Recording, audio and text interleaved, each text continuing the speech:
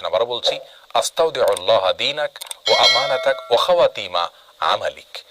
প্রিয় নবী সাল্লাল্লাহু আলাইহি সাল্লাম বিদায়ের সময় সালাম দিতেন এবং বিদায় প্রার্থী ব্যক্তির হাত ধরে হাতে হাত মিলিয়ে দীর্ঘ সময় ধরে মুসাফাহা করতেন।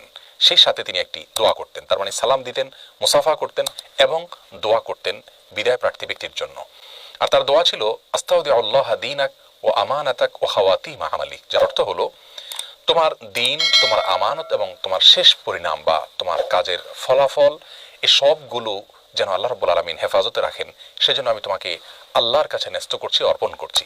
তোমাকে আমি আল্লাহর দায়িত্ব এবং হাওয়ালায় দিচ্ছি, যাতে তোমার দিনদারি, তোমার আমানত এবং তোমার সকল কর্মের ফলাফল এটা যেন ভালো থাকে, সেটা যেন সংরক্ষিত থাকে।